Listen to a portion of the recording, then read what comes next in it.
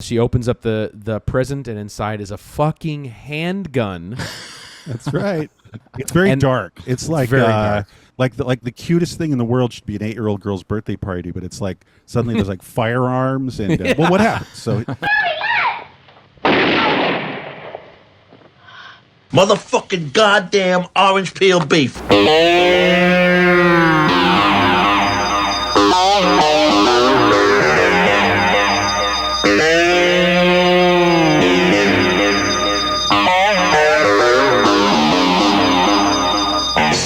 All right, everybody. It's one fucking hour time.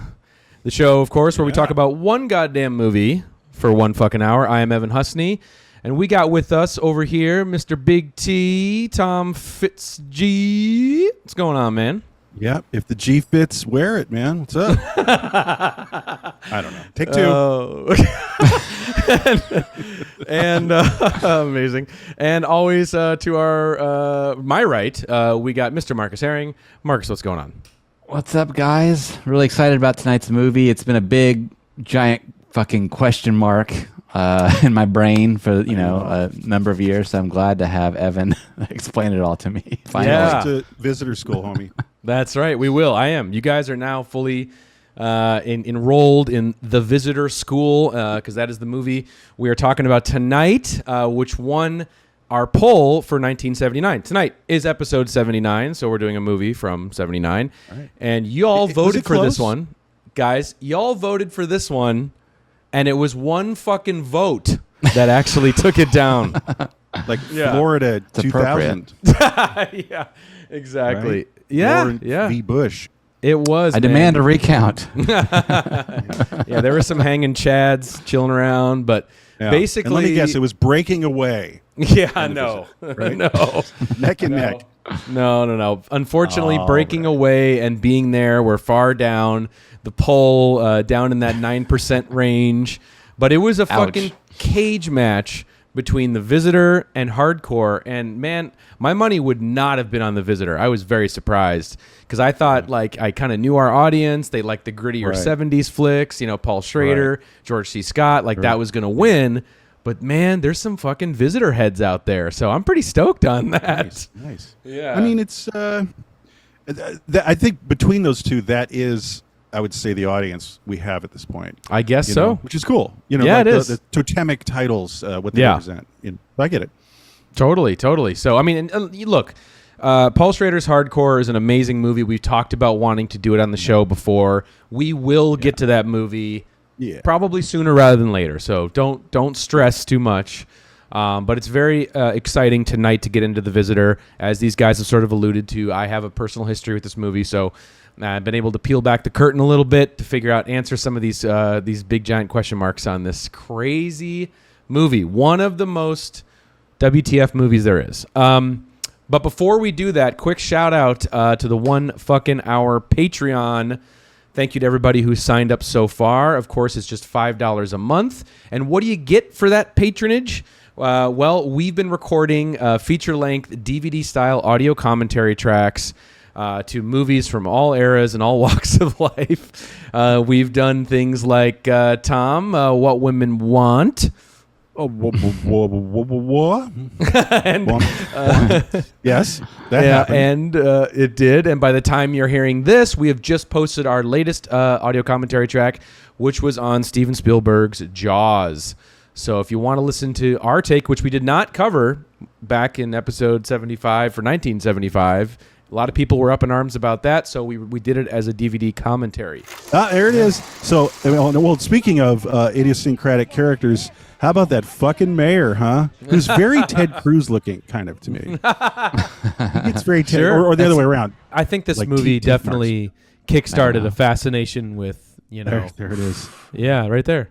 Yeah. Gnarl. Ooh. Yeah. But I this- love this- books and movies. Oh, God. It's like suddenly this film is Faces of Death for a second. So if you want to hear that, the only way to do that is to sign up. Patreon.com/onefuckinghour. Sign up there. You can download all the audio commentary tracks we've done. Simple instructions to sync it up to the movies. And yeah, it's like hanging out and watching movies with us. in real time, man. So it's super fun, and we really have enjoyed everybody who's signed up so far and the community we're building there. So definitely join us over there, or you can scroll underneath this video. There's a button that says join. Click that. You can also sign up on YouTube, become a member for $5 a month. Same perks, same shit. Your poison. You pick it. So patreon.com/onefuckinghour. Thank you, everybody. All right, guys. Y'all ready to fucking get into this? Visitor time? Yeah. All right. So here comes the clock. Oh, boy. Got to try. I'm loaded for bear, so I got to try to fit all this in. Oh, my God. We will defer to you tonight. Sweating already. I'm sweating. All right, here we go. Clock starts now. All right. So normally we sort of read like a plot synopsis here to start off the show. It's a little more difficult to do that with this movie. So I thought maybe I would start with the back of the Blu-ray. Shout out, guys. Blu-ray. This is the Visitor Blu-ray that we released when I was at Draft House. Nice. The special edition Blu-ray that we did. So this is the this is the synopsis that we had on the back of the Blu-ray. And it was enthusiastically written by our friend Zach Carlson. So it sounds very much like a sales pitch more than it does a plot synopsis. So here you go. The Visitor is in this unforgettable assault on reality. Legendary director John Huston stars as an intergalactic traveler who joins a cosmic Christ figure in a battle against a demonic 8-year-old girl and her pet hawk, while the fate of the universe hangs in the balance. Multi-dimensional warfare, pre-adolescent profanity, and brutal avian attacks combine to transport the viewer to a state unlike anything they've experienced, somewhere between hell, the darkest reaches of outer space, and Atlanta, Georgia. The Visitor fearlessly fuses elements of the Omen, Close Encounters of the Third Kind, The Birds, Rosemary's Baby, The Fury, and even Star Wars, creating the most ambitious of all 70s psychedelic mind warps. And its baffling all-star cast includes Shelley Winters, Glenn Ford, Lance Hendrickson, Franco Nero, and even Sam fucking Peckinpah for what reviewers have called the Mount Everest of insane 70s movies. So, can I do a quick duel? I won't read the whole thing, but I'll do a dueling 80s VHS release synopsis. Just the opening. So that was that. This is like 1985. Katie Collins is no ordinary 8-year-old girl. Indeed, she is unique, carrying within her the power of Satine, an interspatial force of immense magnitude. Yeah. So that's where that one starts. And that's it. That's good. Oh, that's a little bit. There you go. That is The Visitor. I mean, where do we even start with this movie? It's I mean, for me, it really did exist as like one of the ultimate top shelf movie night movies. Like, friends are gonna come over, they want to see something fucking insane that we're gonna laugh along with. We're gonna fucking freak out to. It's this movie. This is the top of the shelf for me. But Tom, did you have any history with? It's a party. With The Visitor? Yeah, just real quick. So like me and my dumb teenage friends were stoned. Somebody turns on the TV at one point one night, late at night, and it's a basketball game movie scene. And I'm like, okay, it's probably isn't interesting. It's like, what is it, North Dallas 40 for like basketball? And so it started getting weird, slow motion, Moog synthesizer, a weird little girl with enormous sunglasses, and then ultimately an exploding basketball. And I went, what the fuck, dude? Yeah. And then we just sort of stopped watching it. I kind of lost track, but I always remembered the exploding basketball movie. And then it took me about 10 years to decipher what it was. I had no idea because I couldn't. It's like, how do you do? It's like, and it was before the internet, so it was like basketball, little girl. It's like, forget it. And I just stumbled on it and I figured it out, and it was great. And it's even weirder than I thought it would be. But just for me, it's a special film because it reminded me for 10 years that you need to keep looking, and there's always an insane film right around the corner, like really powerful, crazy stuff. Because nobody knew this movie. And I finally got the VHS. Oh, and nice. got Beautiful. Mystery solved. on the Beautiful. exploding basketball movie. From my so yeah, that's my origin story.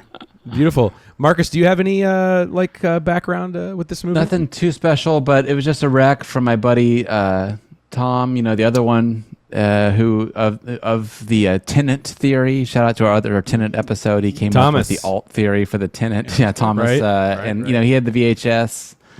Recommended it to me, so I had to get one too. And just the crazy oddball special effects was kind of what really grabbed me, I think.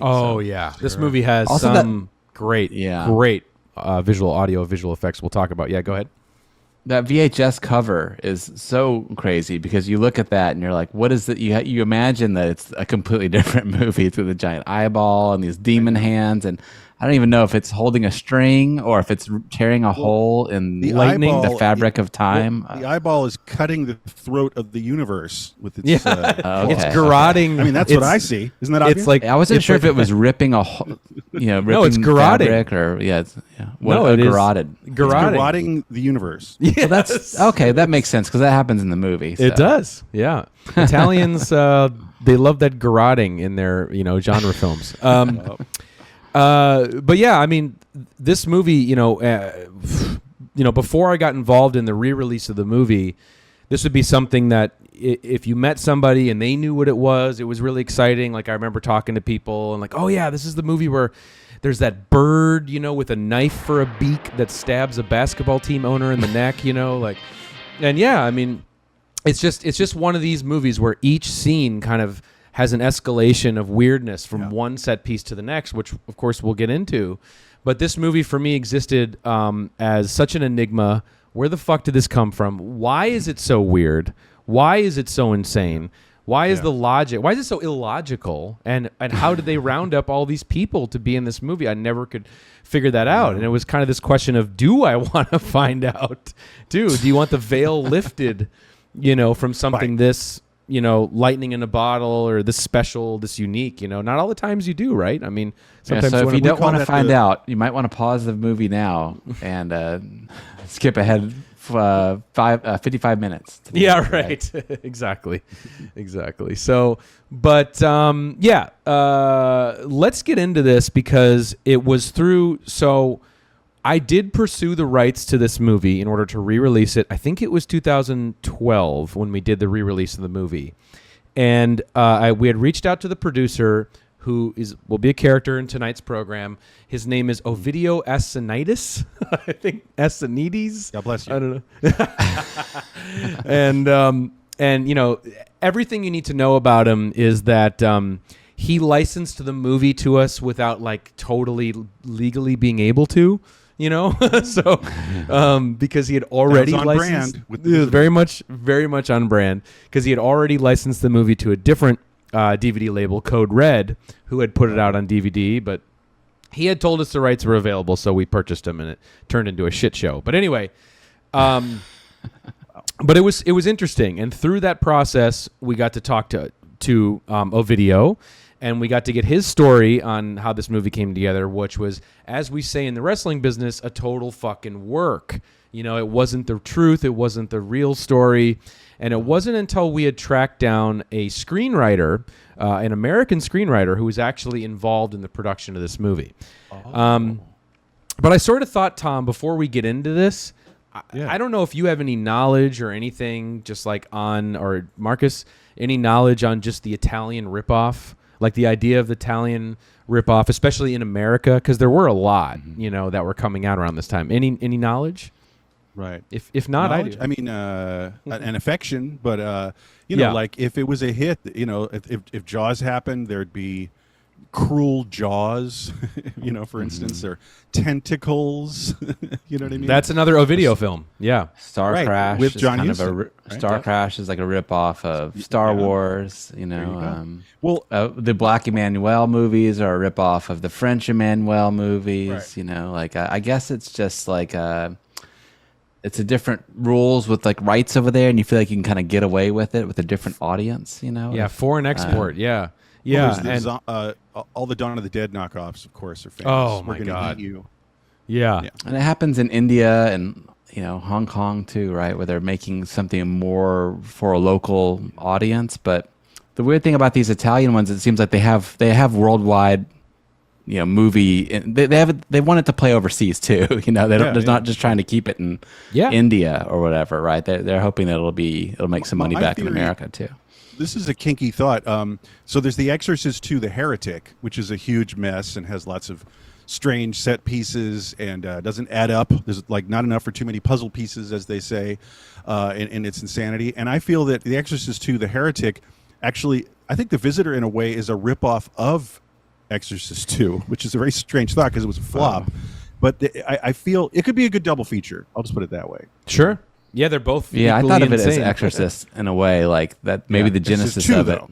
You mean two? Well, this was just my idea was that it was just a ripoff of The Exorcist. Was thinking that was a good movie, but the little girl was in the bed the whole time. What if she went out into the world? What if the little possessed girl was out in the world? Well, there's The Omen, which is ripping off The Exorcist. Right. right. So so basically, let's get into this. Okay, so. Ovidio basically was known in the business at one time as the rip-off king, okay? And he had a huge hit film with Beyond the Door, which was a blatant Exorcist rip-off, which made a lot of money in the drive-in circuit. It was a hit for the time, and that was directly in response to The Exorcist. And Tentacles, as Tom mentioned, was sort of his Jaws ripoff, of course, proxying the shark for a giant octopus, and the Visitor, terrifying. Yeah, I know. and then the Visitor was sort of to repeat that success with Beyond the Door, and just some sort of character view into what type of guy Ovidio was. I mean, a guy who would sell the rights to, his movie more than once when he clearly knew that he couldn't, Yeah. But I remember that there was a story about one of the production managers in the film who would tell stories about, Ovidio and how he would covertly stash all the payroll cash and, in a fake ceiling in his office. He was totally that sort of idea, is what we're sort of talking about. And he had set up a lot, and a lot of other Italian productions had set up shop in Georgia, and we're starting to film movies in Atlanta, Georgia, and that's why this movie is set in Atlanta, Georgia. Because tax breaks? Non-union. It was a non-union way to get around the unions to film there, so it was cheaper. And The Visitor was co-financed by Film Ventures International, and they were, the indie distributor films of Beyond the Door and Beyond the Door 2 and Grizzly, and stuff like that. And they also were the company that got involved in the ultimate ripoff, which is Great White, which is the Jaws ripoff that actually got a lawsuit from Universal Pictures and was pulled from theaters. Do they make any non-rip-off movies? They only rip off other movies? Or? I don't know. I think this is pretty much their bread and butter. So, but anyway, to sort of get into the answer to this question, why the fuck is this movie so crazy? Here's the story that we learned. As we were distributing the movie, we got to meet this guy. His name is Lou Camici, and he was a Italian-American screenwriter living here. He spoke English and Italian, and that's basically how he got the job. His agent called him and said, "There's a project for you, but they want to hire you to write this movie, and they need someone who can speak both languages. Are you interested?" And he was just starting out, so he said, "Sure." So Lou met with cheap, right? I'm sure. Oh yeah, super cheap, yeah, for sure, because he's just getting started with his career. So Lou met with Ovidio, and Ovidio basically looked at him and said, "I'm going to be very frank with you.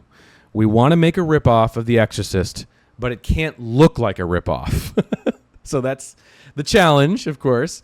And that's part one. Part two, what I need from you is we need someone to rein in the director because he's fucking out there. And we need this movie to be viewable to American cinemas. We need Americans to buy into this. Right. So those are the two caveats, and Lou said okay, and he met with the director, and as Lou told us when we interviewed him for the DVD, he said, okay, but I had no idea it was going to be this fucking bad. So he meets with the director, and I think and we should say the director's Italian name is Giulio Paradisi, but his pen name is Americanized pen name for this movie is Michael J. Paradise. So that's the name which is one of the great pen names of all time. But apparently he was like Fellini's first AD or something, and he was an Italian commercial director, which I'm sure you can now see The Visitor having roots in commercial direction. Sure. And this was his first film, and because of that, he was a big commercial director. That's how they got the movie or the financing together. And he sort of had this idea for a crazy idea for this movie, like what his Exorcist was going to be, right? And you can see traces of it still in the movie now, but it was much different. This idea of the fact that the devil shows up mysteriously in a bird, and then that bird comes into Atlanta and the devil transfers from the bird to a little girl in Atlanta, and then there's this kind of retirement community of exorcists who all reside there, and they become aware of these strange acts that are happening. And then there's one guy, for some reason, who is a Polish ex-tailor who's going to come from Poland, which would be John Huston's character, to deal with all this fucking bullshit. I was wondering why his name is Polish the entire time. Why is this space guy got Kalsomowitz or whatever? Jersey Kalsomowitz. Jersey. Yeah. So for some reason, he had this in his head that he wanted a Polish tailor to be like the exorcist of this film. Why not? Right? Yeah. Why not? So they started to work together, and it was clear to Lou that there was no cohesion in any of his ideas. He would change his mind all the time. He would basically be like, okay, we need to have a scene that takes place in an ice rink. There's like a little girl there, and it's going to be an ice rink, and they're going to square off with the exorcists. And then in the background, we're going to see elephants walking around. And then they'd be like, why fucking elephants? And he's like, well, people like elephants. Put it in. Wow. So just like that's Odorowski-like almost. Yeah. So like he's just like, super enthusiastic. This is what he wants to do. So then he also mentioned that Giulio had fixation on bathroom scenes, where he definitely wanted to have many scenes where a guy or a girl was on the toilet. And Lou would be like, we're not going to be, that's not going to be able to play in the US. They're going to cut that. And then this Giulio guy would be like, people take shits every day. We got to have it in there. Oh my God. So kind of gives you a little impression of what you're dealing with. So anyway, just bad tension, trying to get this fucking thing made. But his creative idea, the straw that broke the camel's back, is that he insisted on a sequence where the little girl was to go into the father's bedroom, the Lance Henriksen character in the film, and she was angry at the father. And so what she did is she took a piece of fishing line, that garrote we see in the actual finished film, and she wraps it around his testicles and ties the other end to a typewriter and throws it out the window. And that was like his big set piece that he was like, this is going to happen or not, So long story short, too late. What would happen is they would go then pitch these ideas back to Ovidio. And Ovidio would just smile and speak English to Lou. Giulio could not understand English. And just be like, yep, okay, smile and nod. We'll take care of this later, and what they would say.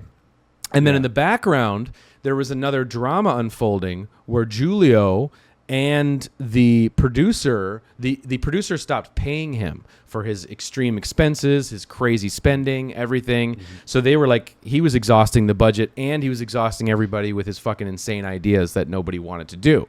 So anyway, eventually he fucking fired him. He fired Michael J. Paradise from the movie, and that was it. And what happened is that Giulio then went back to Rome. He was very upset that he was fired from the film, and he cried to some family member that he was close to. He cried to the person and said, oh my God, I've been fired from this movie. It was my dream to make this movie. And then as the story goes, Ovidio goes back to Rome to be in his office, and then this family member of Giulio's marches into Ovidio's office and basically puts a gun to his fucking head and says, you pick up the phone right now and tell Giulio that he's hired back. Wow. And the so Godfather kind of shit. With a gun pressed to his head, he picks up the phone, apologizes to Giulio, and says, I'm sorry, you're hired back. And so meanwhile, Lou has been finishing the script, making a coherent film, tidying things up, making the detective character something that actually is going to keep the story, have a through line and everything. In all the producer's notes, he made it a real film.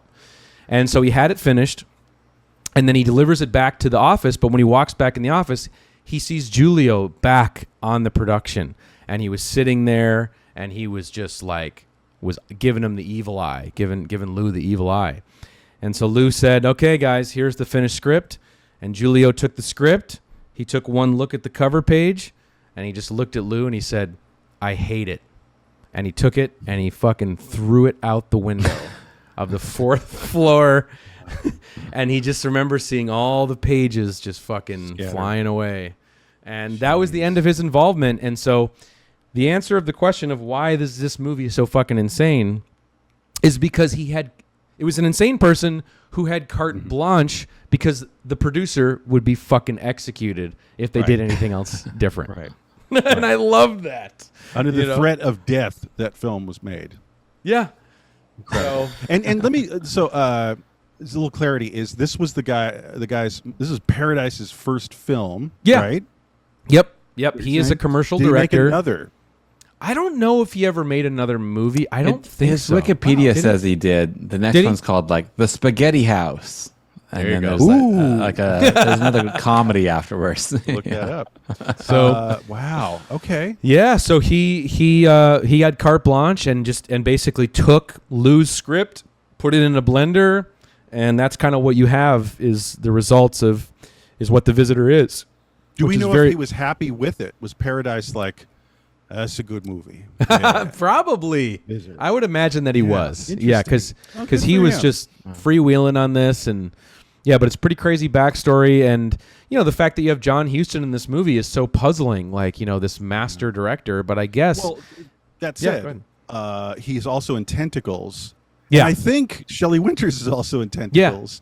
Yeah. So I mean, people were slumming it. I mean, like Henry Fonda narrated like a documentary about life after death and stuff like that. I was just looking at that. Like things got weird for some of these icons of the golden era at this time. So, at this time, for sure. Two legendary directors taking on roles in this movie. That's what makes it extra weird because Sam Peckinpah slumming it kind of. Right. Yes. Sam Peckinpah. I don't have the full story on Sam, if it was like a local thing, coincidence, like he was there, but I do know that Sam Peckinpah's scenes in the film had to be heavily redubbed because he was shit-faced during them and couldn't remember his lines for shit. So this is around the convoy period for him. Yes, too. Right, exactly.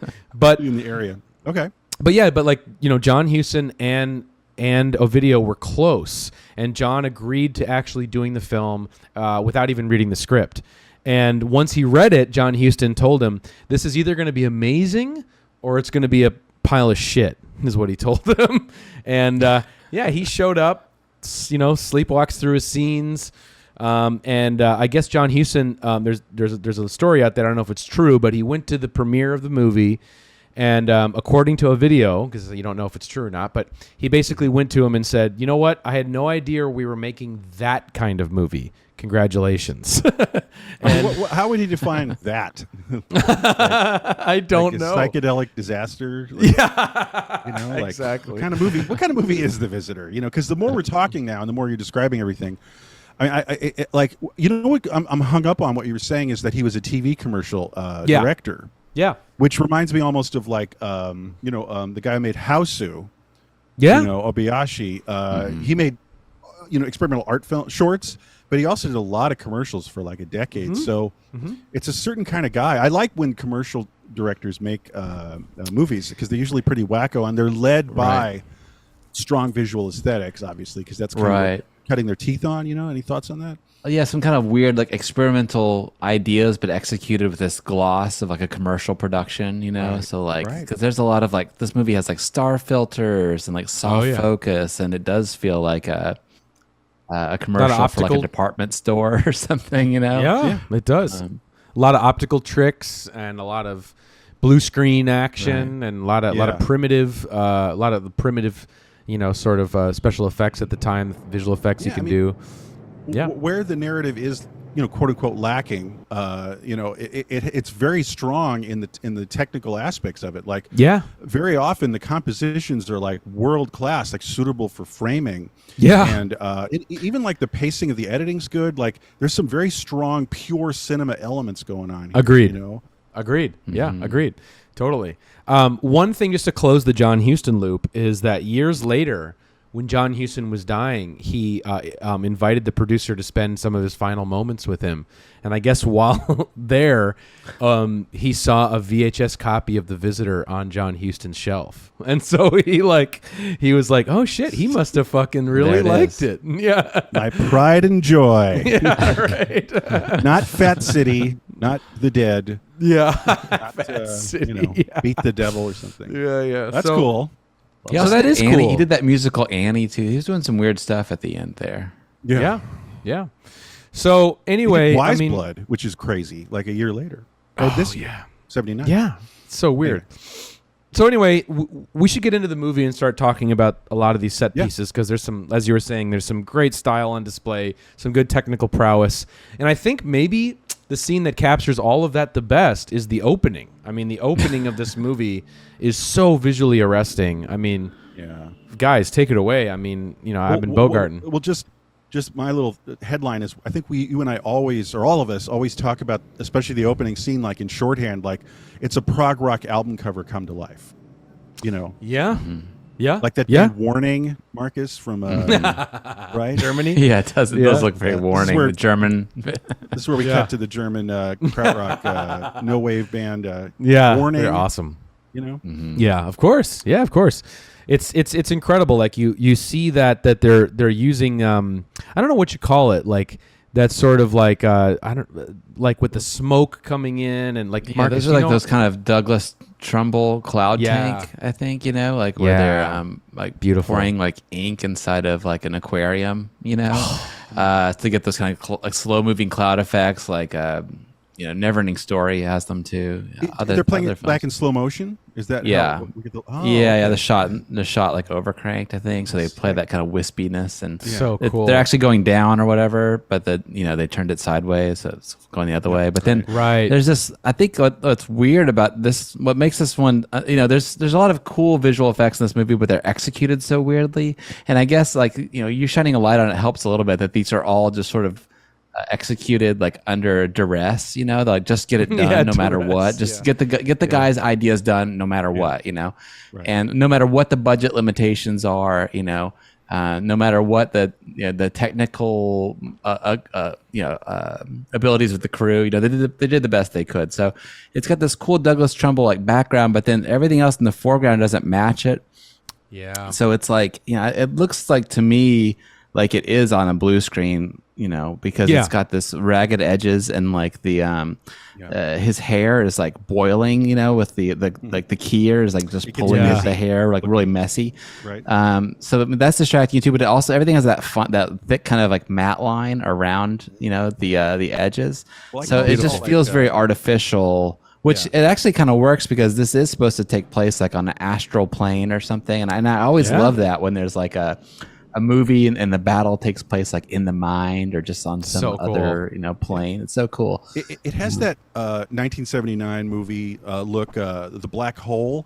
Because that's like a big budget Disney movie, but still, just what you're saying, Marcus, is the in the compositioning, the foreground and the background with like the blue screen thing you're doing, like they're not getting the blacks matching. Like the foreground black is kind of gray, and then it's super deep black in the background, so it's like not meshing at all. It's that cool. kind of look is happening. There's here. some focus issues too, like the figure in the background's out of focus a little bit, but the background is completely in focus. So it's like love it all. So good. The look. I love the next. I love the next scene too, with the sort of like the exposition that's whispered, with all these like names. It's impossible to follow. Let's talk. Yeah, we should talk about that. So the next scene basically oh shit. I wanted to just mention that amazing shot, just so I can fucking cut to it, of where you first see Katie, the little girl walking out of the smoke, and then it's like snow that's coming down, and her face is covered with that snow. It's a fucking beautiful with the shot. fake eyes. Yeah, like, really scary. Really scary. Really cool unsettling. Really cool. Anyway, to get to the next scene is sort of the introduction of Franco Nero as a sort of space Jesus, I guess for short. A blonde space Jesus. Yeah, that's right. Yeah, which is Brilliant. which is really amazing. And you see him basically sitting around telling bald alien kids the story of Satine. Okay, and Satine is obviously short for Satan in this sort of exorcist ripoff world. Yep. But he describes, now this is very important. If you do not listen to every fucking word that Franco Nero says in this whisper monologue, you're going to be shit out of luck when it comes to piecing this movie together. The So you might entire. want to watch it a couple times too. You might need to. What's You might the need to. gist? What's The the gist gist of is- his whispers? Okay, his whispers, he's telling the kids about a story about Satine, right? A galactic mutant villain that is intent on spreading his destructive force throughout the universe by procreating as much as possible. Okay, he talks about that. And basically, that's when you meet John Huston's character, who's sort of always walking around in the background of every scene in this movie. But he is Jersey, and he basically informs us that he has just had a vision, and he explains to Franco Nero that he's had a vision showing him that the latest of Satine's descendants, who is Katie Collins, the 8-year-old on Earth in Atlanta, Georgia, that's like the next host of Satine. So the next offspring. So that's what he's basically trying to describe. And of course he gets into this idea of, there's good and evil battling, and it's been a war and all this stuff. Right. But like basically, Satan is inhabiting many forms in this film, and Right. Katie Collins. He mentions is- Yahweh too, right? That's just kind of like God's real Yeah. name. And Right. Like, so there's some sort of cosmic interpretation of Christianity going on. here. Totally. Yeah, 100%. 100%. And then we cut to, guys, the greatest filmed basketball game of all time. The one that's what Tom mentioned earlier. But it's incredible. I mean, on display in this, you have so much going on. Not only is, Giulio, the director, a commercial director, but he also brought in, guess what? His DP, who is a commercial DP, into this movie as well. There And you you can go. see it on full display in this scene. Oh, yeah. Like that moment where like it's the guys going for, the last fucking whatever, dunk of the game or whatever. And you see those moments in slow motion where everyone's starting to stand up and you're feeling the tension of him racing to the basket. Like that feels like a commercial. Like I could see that for like a fucking And also Brillo just pad like commercial or whatever the fuck. Yeah, no, totally. And just another tell that like him and his DP, like they're well versed in like how this is going to look in the iterations of like a commercial TV reality. Like they were probably spending a minute like, what are the girl's glasses going to look like? Yeah. Like she has to have Sure. enormous sunglasses because it's such an iconic look. Like if she had regular sunglasses, whatever, but they got these almost square, almost oval, kind of like mega sunglasses, and it makes it like a suitable for framing look. Yeah. As you cut away from this beautifully edited basketball scene with increasing slow motion, Yeah. it's And in a way, lensing is all, what's that? all over the place. And like all the lens choices are all over the places and everything. It's amazing. Sorry, you were going to say though? No, go ahead, Marcus. Any basketball scene thoughts? No, I agree. It's great. All right, there you go. Yeah, and you're supposed to be, I think, when like you see these first person sort of traveling, like almost like kind of DIY Steadicam stuff, of like that's supposed to be Satine maybe inhabiting her in that moment, like it's all happening like in this basketball Like game. she's being pursued Yeah. by the spirit. Then I Right. got that. Okay. Yeah, Very and because cool. you hear the whispers and you hear all that stuff, and then you're introduced to Lance Hendrickson, who's the owner of the basketball team, which is just such a great background know. origin for that character. Yeah. His like And- dead lizard robot face. Yeah, I love his Yeah. presence in the film. Is what I'm trying yeah, to say. me too. And he has no fucking idea what he's doing. He said like he would show up on set, like, he was early on in his career. He would show up on set and have no fucking idea what they were doing every day. And he basically was just in service of the movie and just kind of playing as blank as he could because he didn't really know what the fuck was going on. He's just where do I stand? What do I say? Yep. Okay. Can I interject something about the compounding madness of this film? We talked earlier. The scene after the basketball explosion, the epic moment, is it's him and the woman, his wife, and Barbara, Erickson in bed, and there's this dialogue exchange that is just like as demented as any visual thing. So crude. And basically it's so crude. It's like just think about this director we've been hearing about. Like this is his kind of dialogue. Or I guess working with the scriptwriter, but it's like. That paraphrasing. That was some explosion and That explosion. I can't get it out of my mind. Which explosion? The first explosion, 1 ball, or the second explosion, 2 balls? He's referring to the exploding basketball earlier, or he's referring to the recent I get it. executed coitus. I know. I'm just having fun with it. Yeah. Like the recently executed coitus, and I'm just like, it's so crude and like not funny, and it's like, wait, what the fuck did he just say? And it happens a few times. Sometimes the dialogue is nuts. That's all I'm saying. It is, yeah, and it's he says explosion 1 ball or explosion 2 ball.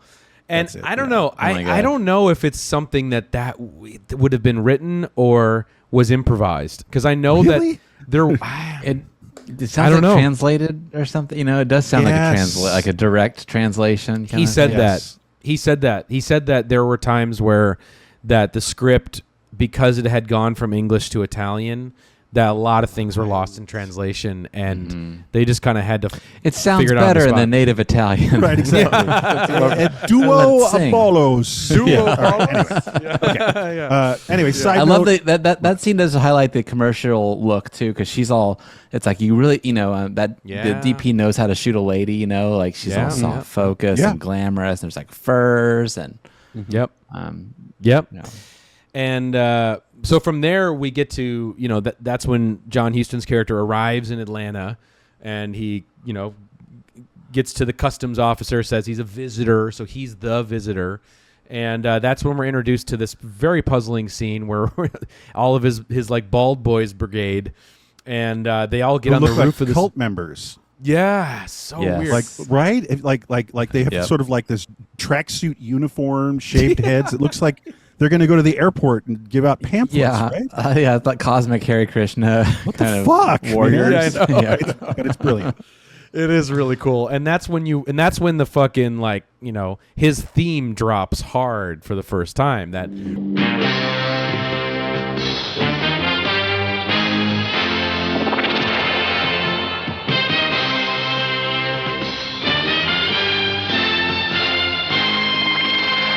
Really super loud, inappropriate music cue. Well, it's now we're doing musical ripoffs because it's a ripoff of the 2001 disco version theme by Diodato, right? Right. Yeah. The 2001 theme. Yeah, and it's amazing, and it comes in just as he's like innocuously walking up a set of stairs, and it's like huge fanfare for like a 7-year-old man slowly climbing the stairs. Yeah, the visitor. Totally. Yeah, I know, it's amazing. I love it. They land on that cue so much. There's one scene where it's like they go really big with that music, and then it winds down like a big montage, and then it winds up into another montage with another really big bombastic song like right after it. It's bonkers. Yeah. So then we meet Mel Ferrer, who's another character actor who's in this film, and he's sort of this. And Tom, I'm opening the door for you here. He's the evil corporate syndicate leader who is wrapped up in this conspiracy, which we learn is for Barbara, who is Lance Hendrickson's girlfriend, the fact that she can give birth to these demonic children, like Katie. And now Mel, his character in this whole corporate, sort of evil empire, wants her to have another child. And they're all wrapped up in this conspiracy to try to impregnate her again. But you were saying before we recorded. Mm-hmm. Well, just as a side note, I've always had a pet interest in what I call 666 Incorporated, and it was a very strange, brief thing where I don't know what influenced it, because it's not The Exorcist or Exorcist 2, and it's kind of really the Omen, in how like it's implied in the first Omen that like he's going to get adopted by the president of the United States, like sinister evil power is integrating into the powerful of the world. And there's a film called The Chosen, aka Holocaust 2000, from I think the same year, Italian. Got to see that. And it's about how corporations are are being controlled, by Satan. And maybe the best example of all this little subgenre is actually The Omen 3 from '81, where you see that it's Damien has grown up, and now he's like a powerful lobbyist in D.C., but he's, like got horns and, he's evil. So I don't know what that is exactly, but this film is right in the center of that. The where corporate there's Satanism. yeah, shady board members staring at you like menacingly, and just whispering. I love it. Like global conspiracy Satanism thing. And, Yeah. I love it. I know it's got Me some. too. Yeah, I thought it's got some Q, some Q characteristics there. I was thinking watching this because it's like it's more of that '70s paranoia from Body Snatchers. Everyone in her life is involved in some secret conspiracy. Yeah. but they're Yeah. on different sides. Everybody, her daughter, her husband, anybody that walks into the door is like Shelley involved Winters? in some way. And Yeah. she's just Shelley Winters, and she's just like a pawn on a chessboard in their game. Right. Yeah. And she's like, evil people. She sounds paranoid. Evil people are staring at me, watching me, doing things to me. It's lizard know? people stuff. Yeah, it's weird that it was Yeah. happening in 1978. It is weird. So It's cool. also got this part of that boomer kind of imagined self-importance that your life is not insignificant. That you're special. You're actually one of the most special people in the whole world. Right. Yeah. You're Luke Skywalker. Yeah, exactly. Yeah, totally. And so we can see from this syndicate, that this is probably where Lance Hendrickson's basketball money is coming from. They have that upper arm on him. But guys, then we get to one of the best set pieces in the film, which is incredible, which is the birthday party scene in this movie, which is literally like we've already been seeing a lot of pretty fucking crazy shit by this point, or unique stuff like the basketball game. But when it lands with the birthday party scene, you really are like, wow, there's some poignancy and some like, like jaw-dropping crazy shit. It's gonzo. It's gonzo. Yeah. Yeah. And I guess we should say what happens. Basically, it's Katie Collins' birthday. Her mom has picked her out this like toy bird that also is freaky. That's like, I'm a pretty bird, I'm a pretty bird. and that's her present. But when she goes to open it, and Katie's been staring at her evil pet bird that's supposed to be, Satine. Right. And then right as that happens, she opens up the present, and inside is a fucking handgun. That's right. Which is a great visual. Anytime you have like an 8-year-old opening up a present and there's a handgun inside is incredible. That's like some fucking National Lampoon's kind of craziness. Yeah. Totally. It's very dark. It's like very dark. Like the cutest thing in the world should be an 8-year-old girl's birthday party, but it's like suddenly there's like firearms and well, what happened? So because I'll tell you my favorite moment in this whole thing. Okay, so then she grabs the gun and she's like, "Hey, look, Mom!" and she throws the gun in the air, and it lands on like a coffee table and goes off, shooting her mom precisely in the spine, in the back. And it's just fucking insane. And there's a lot going on in that scene. But go ahead. But how do you follow up a really shocking moment like that? By the way, it all happens in incredibly quick succession. Yeah. Like you don't get a chance to cognitively really pick up on this. Like gun, it's shot. No, but you see the mother impacted. I've been shot in the back. Looking back at the daughter, and guess what? The evil little girl just shrugs. She's like, I don't know, shit happens. Like, right? Am I wrong? She looks. No, she goes like, I don't know. Yeah, it's really crazy. Whatever. Got shot in the spine. Okay.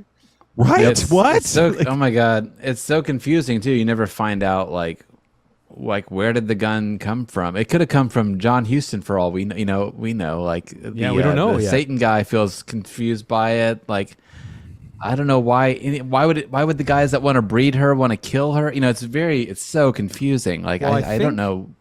I think what it is. I think what it's supposed to be is that the corporate conspiracy is behind it because she doesn't want to get married. Barbara's character does not want to get married, which may then mean she's not going to want to have another child. So they have to do something to her to make her more vulnerable. So the idea is somehow they're going to incapacitate her, to bedridden her. So then they rush her to the fucking... It is. It's weird. I mean, this is Giulio Paradisi. I don't know. We don't know what the fuck he's trying to get here. Yeah, but then what happens is they cart Barbara off to the hospital and perform all these tests on her, which is kind of Exorcist-like. Again, another kind of Exorcist moment. And then if you notice in that scene, and it's very confusing because it's intercut with montages of Katie doing gymnastics. I think you were talking about this earlier.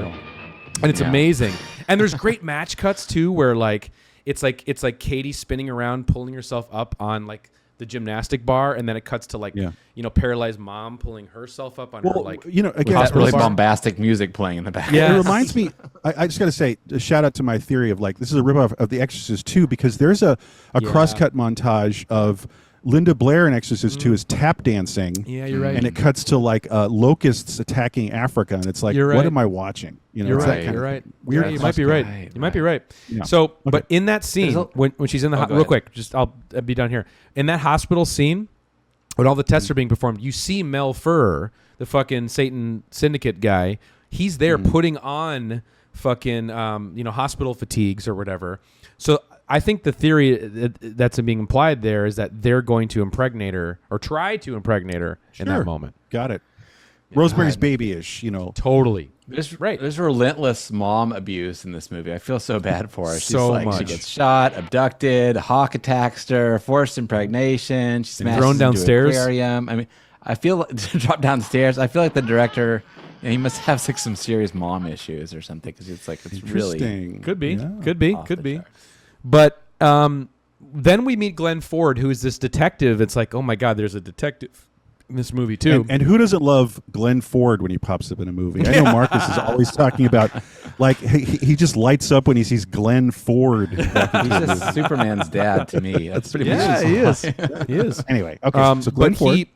He walks on the scene. And he's basically investigating how this gun, just like with you, Marcus, how the fuck did this gun wind up in this present? And that's what he's investigating. But when he walks into the movie, that's when you get to really see that rooftop pool they have, and especially with the birthday party scene, you're seeing the inside of their house. Yeah. And the house and the interior design is fucking insane. With the big screen Pong game. I know, with the pool next to it. There's like a pool console next to it. Yeah. Baller. That's a metaphor for the mom too, by the way. She's getting bounced back and forth between the two sides the whole movie. Right. Well, they play the little girl in Houston at some point. Yeah, totally. Right. Near the end. Have a metaphysical convo, and they're playing Pong. Yeah.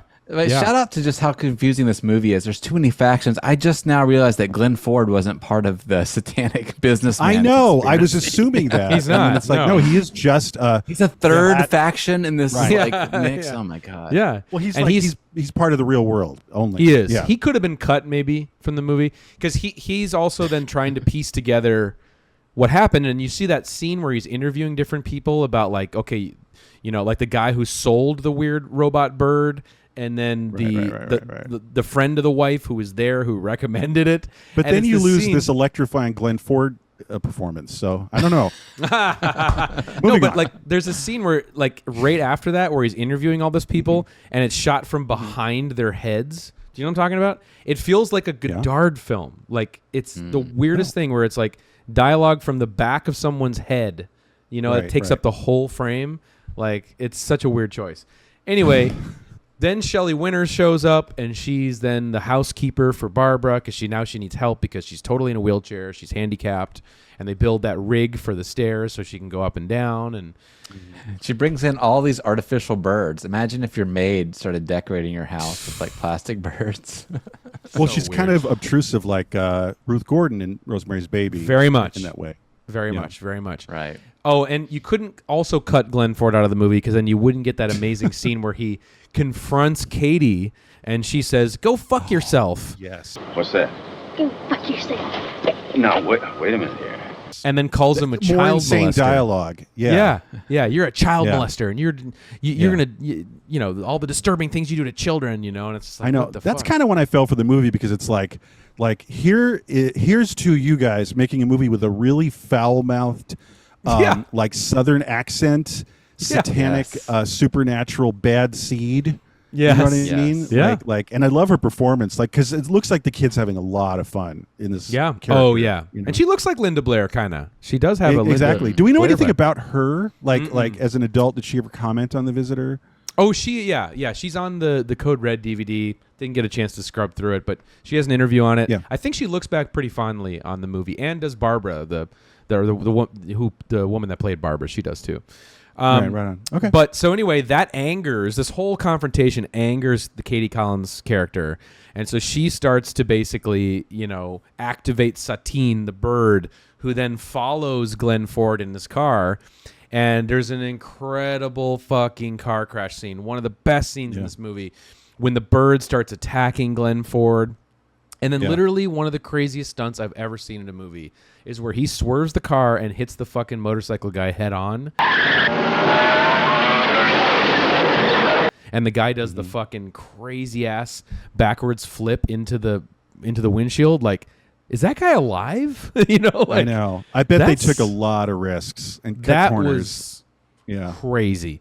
And then, of course, like anything that happens in The Visitor, it goes super far and super crazy. The car fucking crashes through a fence. It bursts into flames. It explodes in front of these guys playing baseball, and it's fucking amazing. It's just it's so good. Love that. And then another fucking scene, guys. How about the ice skating sequence that One of my happens? favorites. Oh, I love that. Talk about so it. good. It's pretty well shot. I was thinking, my theory was that the ice skating choreographer just really hooked them up, because they had some good ideas of how to shoot it. And it was choreographed pretty well. Like, she skates over, they surround her, and then she rolls. And it's just insane too. Just like what's actually happening, her spinning around and throwing them, and the whole sort of setup feels kind of weirdly like, it does feel like a weird Italian movie, like some guys bullying her for no reason and chasing her around the ice, Like aggressively. confusing, Very like rationales. Like, why are they? Like, what's with these kids? Actually, one thing I noticed was this might be some ripping off of De Palma's The Fury. Yep. Actually, It's what it reminded me of. May or may not be true. I don't know if the timeline works out where The Fury could have been out long enough for them to ape it, but maybe, or it's just cosmic coincidental stuff. But my favorite is the way it lands, and it's when I realized I love this film. Like, it ends on a freeze frame, like a long freeze frame.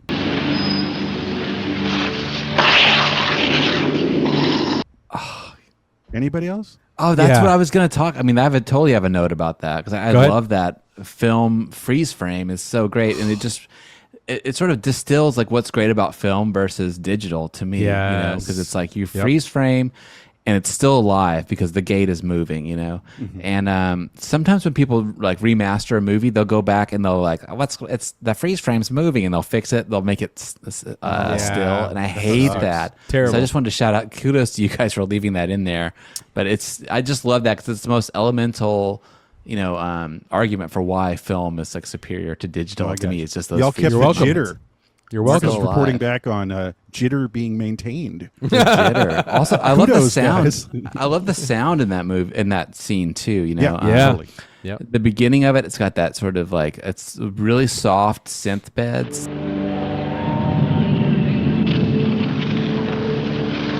And then the wow and flutter of the film was almost as loud as the synth bed, which I really love, Wow. And then these sort of weird electronic sound effects mixed in. And that's the music that I really dig in this movie, is those kind That's of soft probably where moments. the heart of the director is in that set piece. Sure. Like, meaning like, he's like, I don't care about a story, a narrative, and the character. I don't know. But he's like, he lives, just like what Marcus is saying, like, all those little nuanced choices. Totally. I think that's where this guy thrives. And Totally. that I does mean- feel like someone who's probably really wanted to be an experimental filmmaker, wound Yep. up in commercial television commercials, and then did this bizarre mess, And that's what he really- It's all I making mean, sense now. This ice skating scene, he really was gung ho about from jump. When working with the screenwriters, I was telling you. But yeah, so so anyway, moving along here. So then we now see John Huston coming in, sort of moonlighting as the babysitter, or whatever for Katie Collins. And so he's now in the house and moseying around. He basically does nothing in this movie, by the way, which is very weird. But he just keeps walking around from here to here and standing. Yeah, that's it. That's all he does. That's it. And then we get this dialogue. Yeah, it's amazing. And then basically we get this, and I know I'm opening the door to you here again, Tom, that we see this sequence where basically Lance Hendrickson's character puts his girlfriend on the spot and saying, "I'm going to marry you," and he announces it to everybody, and she has basically no choice at this point because it's public.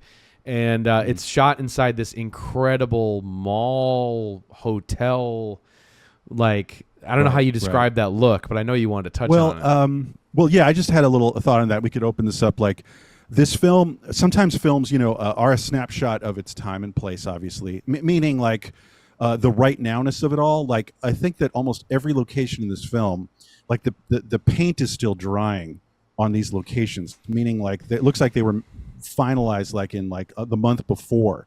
So they all have a mid to late 70s aesthetic. Like, what I'm saying is like, the Dawn of the Dead Mall looks much more 1972, 73, maybe. But this is very, very late 70s. And the one I always think of is the Bonaventure Hotel in Los Angeles. Yeah. You guys maybe want to Google that. Just look at it. It's famous scene. The elevators in Line of Fire, I think. Yeah. Yep. You're right. You're right. Yeah. Right. So it's everything's very glass and like smoky glass, right? Yeah. And then making sure to have lots of like fake looking potted plants and everything circular. Marcus, chime in here on the aesthetic look of like late 70s public spaces. It looks kind of luxury, disco. There's a little bit of disco in there, I think. Geometric shapes and glass. So cool. So cool. So cool. It all feels very upscale luxury. For some reason, I was thinking Fiorucci, but I don't know if that's quite right. But there's something about kind of like a upscale Italian fashion luxury brand. To me, it looks like, just to put a button in it for me, it looks like a cheap, dumb version of luxury and class. And that's very late 70s, Sure. So. Yeah, but I could also see why Italians are wanting to fetishize it in America, I could totally see it. Sure. All right, we're just about 5 minutes till the end here. Just a couple of quick little things to rifle off because there's a lot here. The sort of close encounters scene, there's actually two in the movie, but the one where basically, she gets pulled over and the truck pulls in front of her and puts on a crazy light show, and then the back hatch opens up, and that's kind of the sequence where she does get impregnated. And that's the scene where she becomes pregnant with the next kid, and that's pretty freaky, for sure. And then that of course causes her to want to get an abortion. That's where Sam Peckinpah enters in the movie. You get the sense that Barbara and Sam Peckinpah's characters used to be lovers, and he's kind of from a different social class, and he's going to try to give her the abortion. And then that's so weird, that like hospital sexy lighting abortion discussion scene. Yeah, it's lit like a romantic. It's so Italian. It is. You guys are out of their minds. Yeah. You want me to perform the abortion, but it's lit like they're about to kiss, basically. I know. Romantic abortion scene. Yeah. Yes. Yeah, it's so weird. And then of course I'm gonna go quick over this. There's the crazy hot dog stand being destroyed in slow motion. There's the fucking Hall of Mirrors scene with all the glass breaking there. And it's just like this movie then just is like the last half hour is just glass breaking. That's what this movie is. And we get to the fucking main event. Beaks and glass breaking.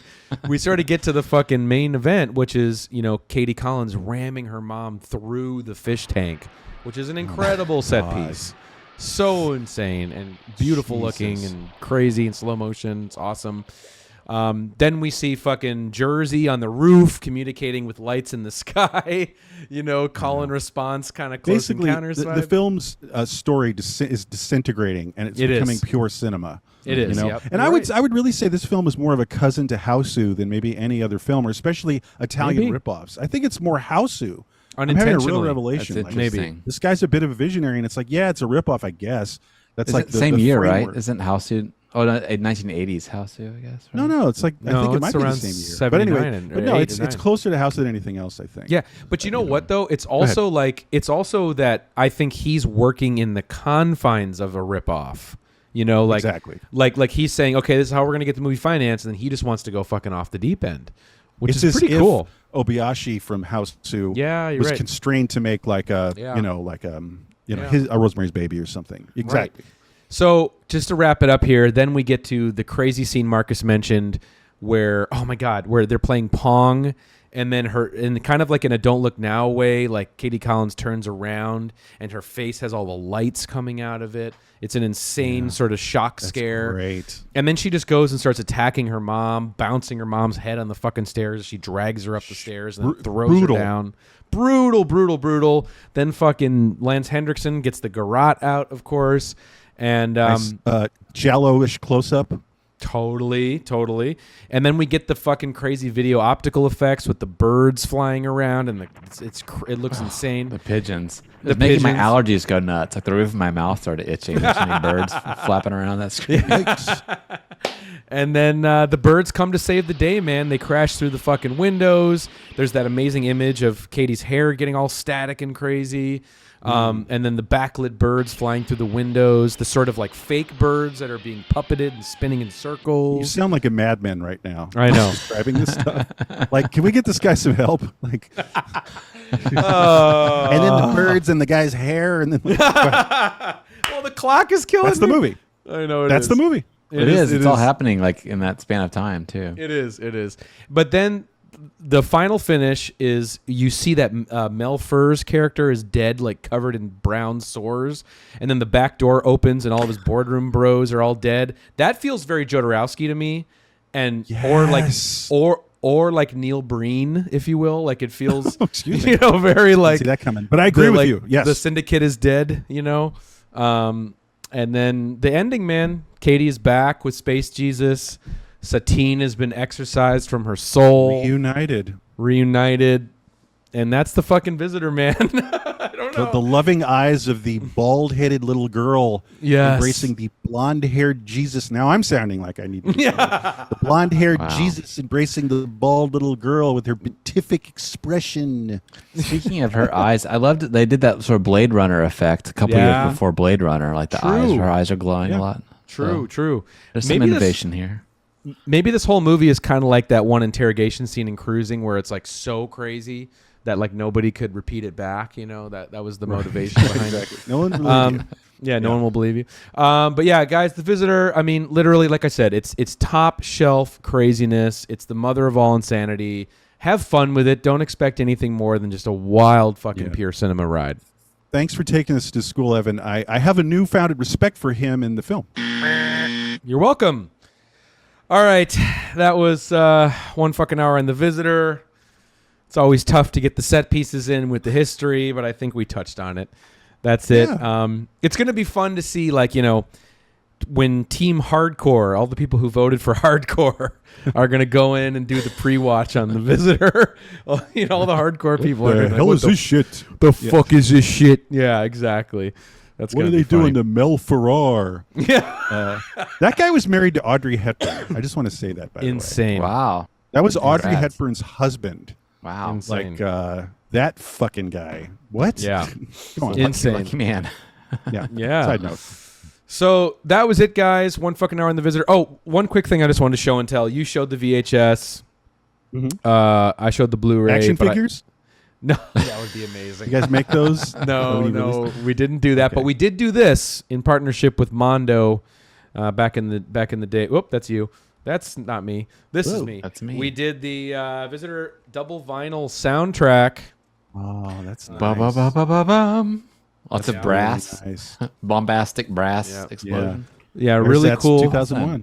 Yeah, it's pretty sweet. So we did reissue this. Just look at a on box DVD. of Uh, those laying You know around. what? You can send me one. It wouldn't be don't a think visitor vinyl release if it didn't have a gatefold. Let's just be that sweet gatefold.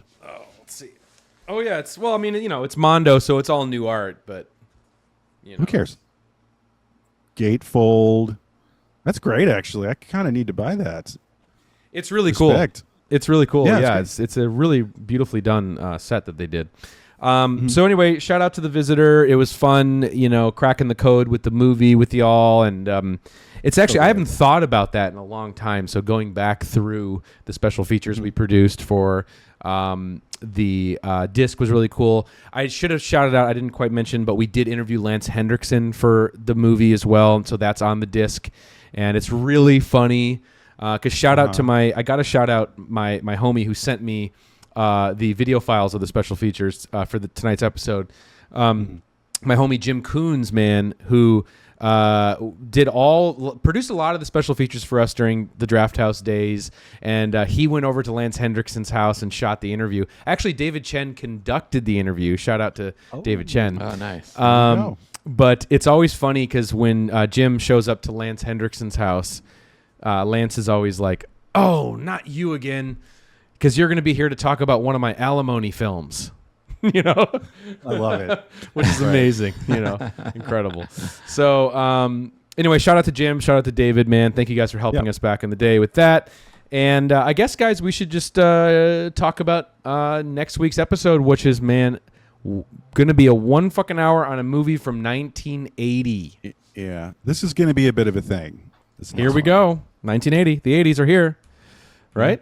So you guys know how this works. You've been doing this now for weeks with us.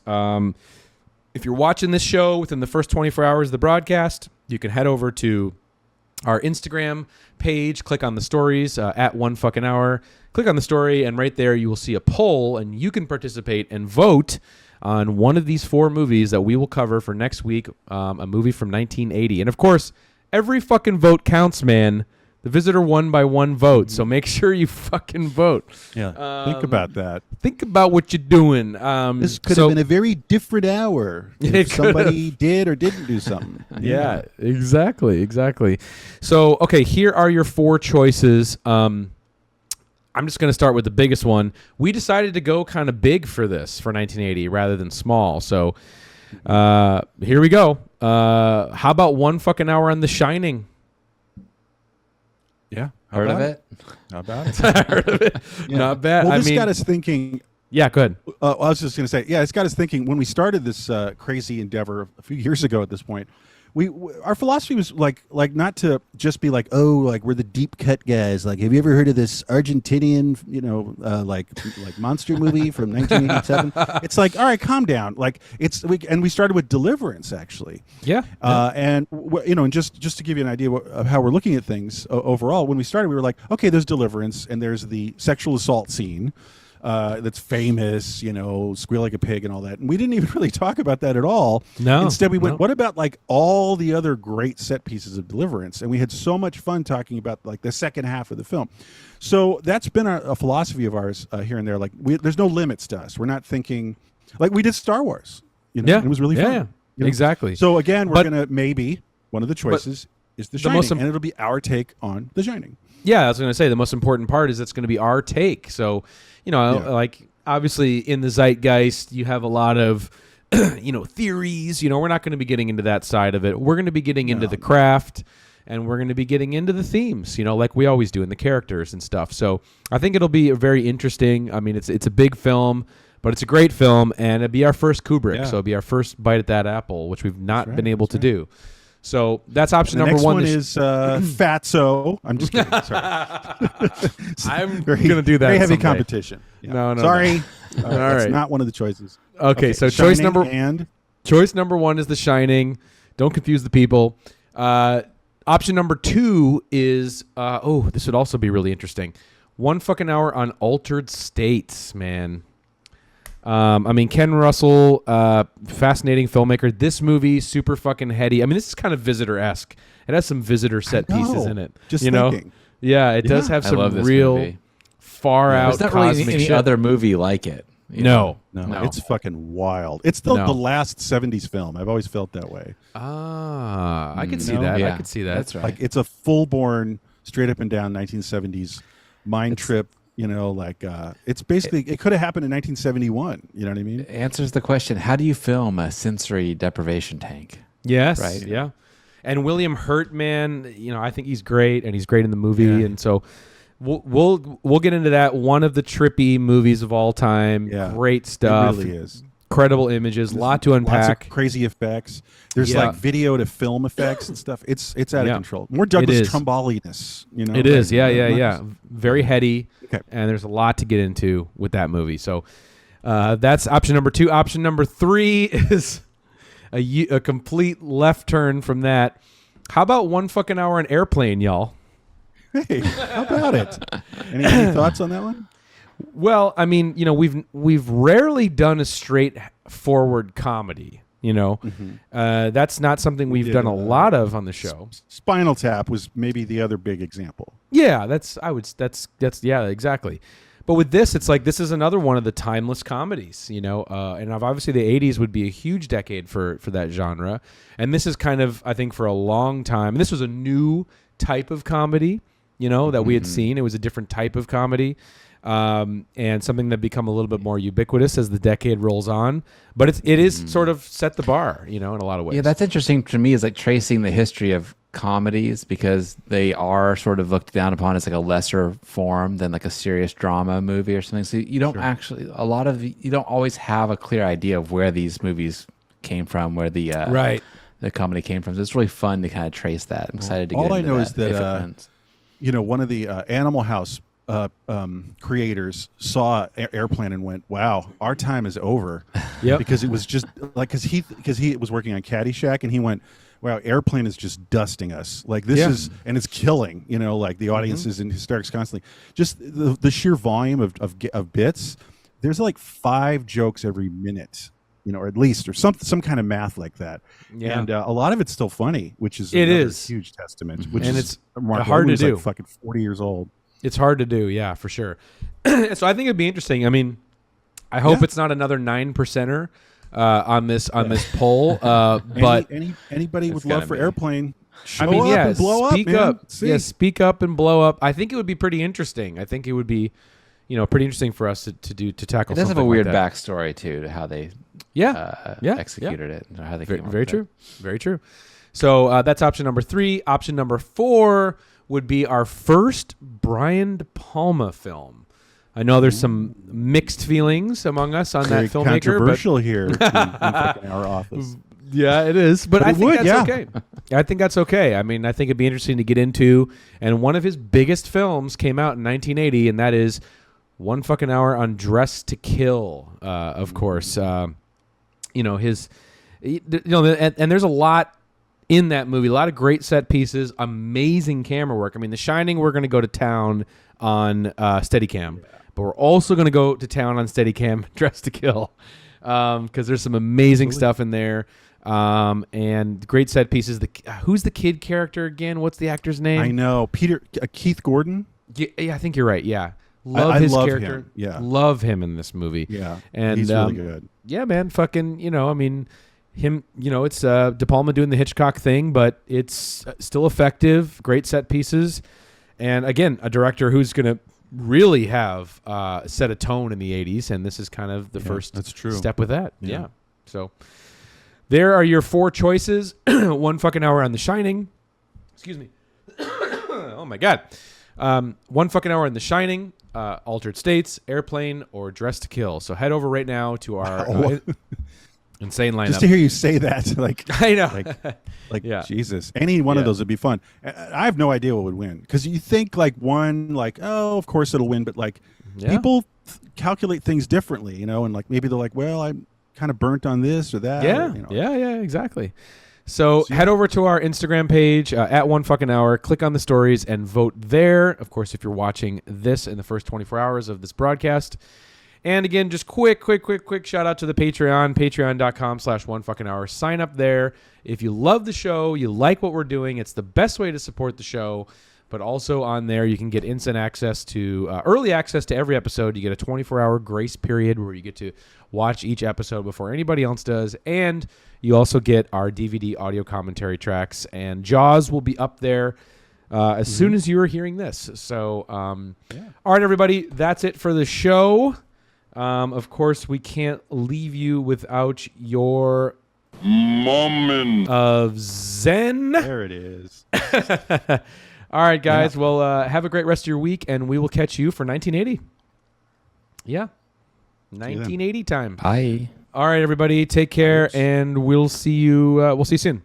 All right. Take care. Bye. This is a funny story. I was in New York, right, when it came out. It was actually got released. I don't know how that happened, but it did.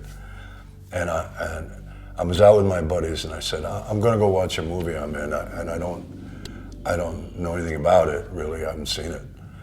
And so we went up to 42nd Street, and we got to the theater, and the poster, to my chagrin, was an eyeball, a giant eyeball with lightning striking it. And I went, oh guys, I'm not responsible for this. I don't know what it's gonna be, right? So we go in, and it was like so bad. It was so crazy and bad. You know, for the sophisticated young actors in New York, we were all going, oh, Lance, it's gonna be good to see you in a movie. And, you know, and some guy from the balcony hollered, I want my money back. It's like, holy shit. Motherfucking goddamn orange peel beef.